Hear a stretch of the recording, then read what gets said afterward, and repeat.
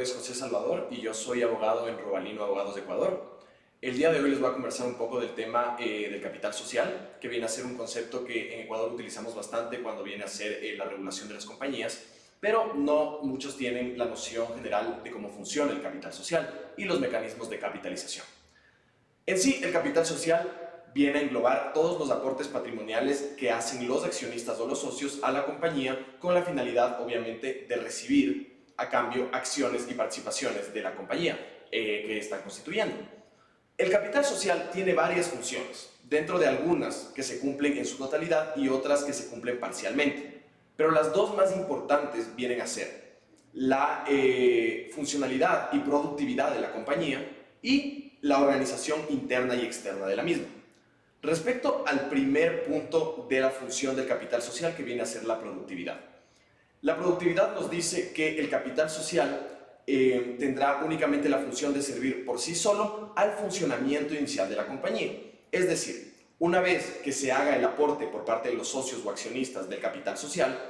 este fondo que se recibe servirá para que las actividades de la compañía puedan realizarse en principio sin complejidad alguna. Esto se llega a cumplir cuando existen aumentos de capital y se suscribe la totalidad de los aumentos de capital en la compañía y cuando se paga la suscripción en la Constitución en su totalidad. No obstante, como en la ley ecuatoriana se permite a los accionistas que no haya un pago inmediato de la totalidad del capital, esto no llega a cumplirse en su totalidad, dado que, como yo como accionista no estoy obligado a pagar todo el capital por el cual me obligo, la compañía no cuenta con todo el capital que yo me he obligado a suscribir, por lo que no hay fondos suficientes para que la compañía pueda utilizarlos del capital para su funcionamiento. Por esta razón existen muchísimas otras vías para que la compañía pueda realizar sus actividades y no necesariamente que vengan del capital social. Por otro lado, la función que más se cumple o que llega a cumplirse al 100% del capital es la organización, tanto interna para los accionistas como externa una vez realizada esta suscripción. En este sentido,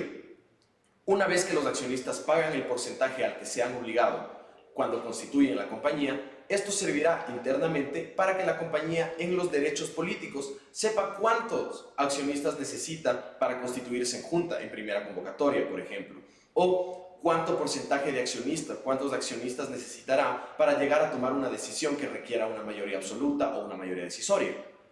Y, por otro lado, en los derechos económicos nos servirá para saber qué porcentaje de utilidades, en caso de haberlas, recibirá cada uno de los accionistas una vez terminado el ejercicio económico del año pasado, por ejemplo.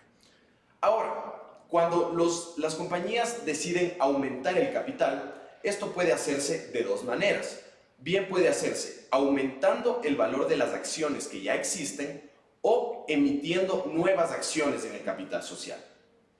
Respecto al primer caso, en un caso hipotético en el que nosotros tengamos una compañía que tenga un capital social de $100 y los accionistas decidan aportar $100 más, en el caso de que se quiera aumentar el valor de las acciones que en principio, por ejemplo, valían $1 cada una y eran 100 acciones, ahora pasarán a valer $2 y el capital social de la compañía será, de igual manera, de $100, se habrá mantenido, pero el valor de las acciones, el valor nominal, subirá por el doble, obviamente por el aporte que se hizo de los accionistas. Ahora bien, en el caso de que se quieran emitir nuevas acciones, tomando el mismo caso hipotético, se emiten 100 nuevas acciones producto de este ingreso de los $100 y ahora el capital social de la compañía será de $200, pero con 200 acciones, ya no de 100 como era en el anterior caso.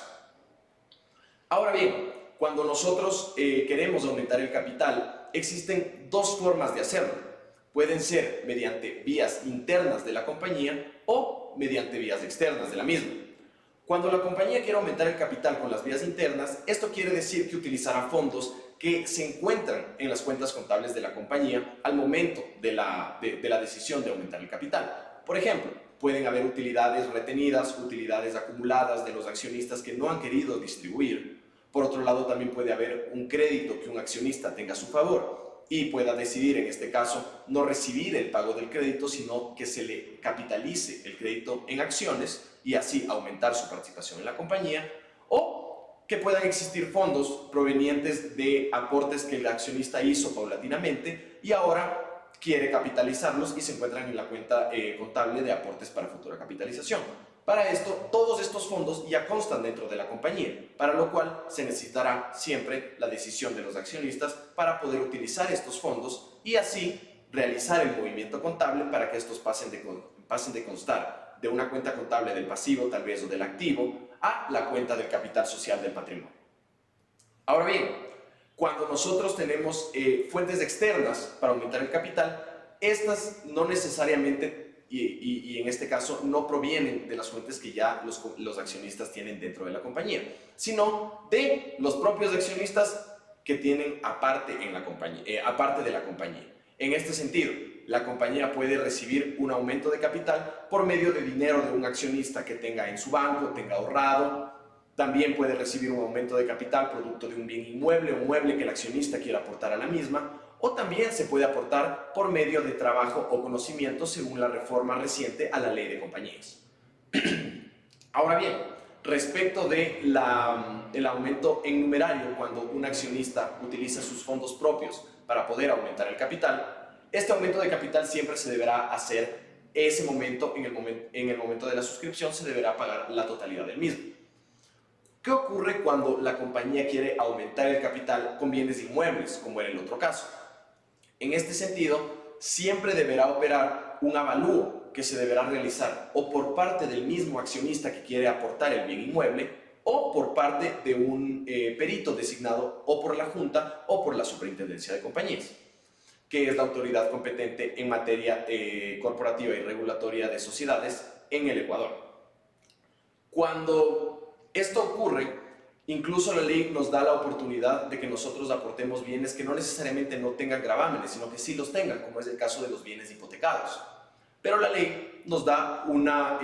especificación respecto de que cuando una compañía quiere aportar al capital un bien hipotecado, este deberá únicamente aportar y se deberán emitir acciones únicamente por la diferencia entre el avalúo total del inmueble y el valor de la hipoteca. Por ejemplo, si un bien inmueble tiene un avalúo total de $200.000, pero tiene una hipoteca por $100.000, únicamente se podrán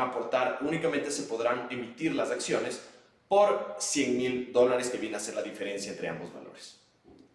La ley también nos indica en su reciente reforma que es posible aportar créditos que el accionista sea acreedor y únicamente tendrá que responder por la legitimidad del crédito y por la existencia del mismo, pero no tendrá que responder sobre la solvencia del deudor.